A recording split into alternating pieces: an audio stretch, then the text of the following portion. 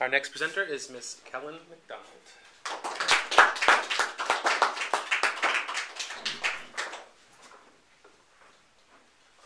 Hello, my name is Kellyn McDonald, and I will be presenting an excerpt from the book I Know What You Did Last Summer by Lois Duncan.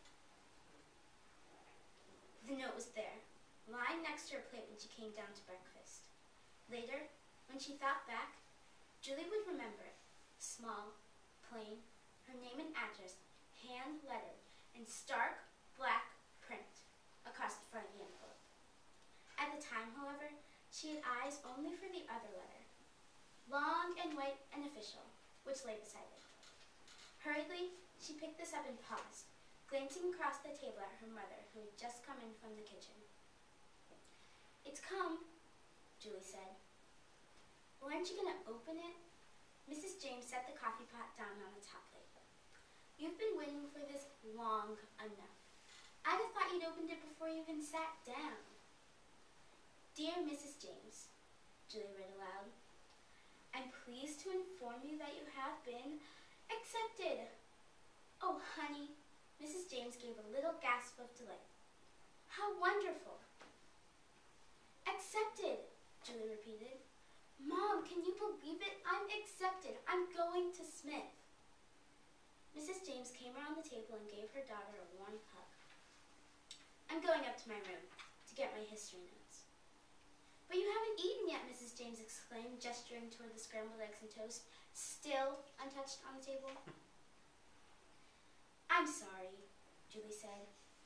"I guess I'm too excited." She could feel her mother's worried gaze upon her as she left the table. Even after she was out of eyesight, it stayed with her as she climbed the stairs and went down the hall to her room. She was steadied now. Her breathing was slow again, and even. She picked up the letter from Smith, which she had dropped on the bed beside her. She looked at her name, neatly typed on the official-looking envelope. She would take it to school with her, she decided. There was a rap at the bedroom door. "Honey?" Mrs. James said. "Are you keeping track of time, dear?" "Yes. No, I guess I wasn't." Julie's arms came around her mother in an impulsive hug. Her mother's arms came back around, surprised and glad. I ought to hug her more often, Julie thought. I don't deserve to have someone like her for a mother. I love her so much, and I'm really all she's had since Dad died.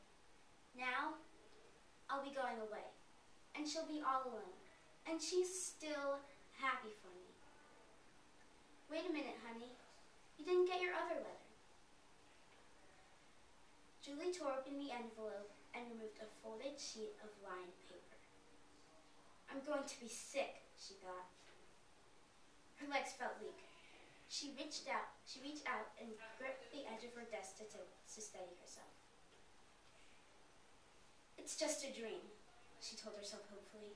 I'm not really standing here at all. I'm in my bed, asleep, and this is just one of the nightmares like I used to have in the beginning. I will close my eyes, and when I open them, I will wake up. This will never have happened. It will be gone. The paper will be gone. So she closed her eyes, and when she opened them, the paper was still there in her hand, with the short sentence printed on it. I know what you did last summer. Thank you. Thanks, Kellyn.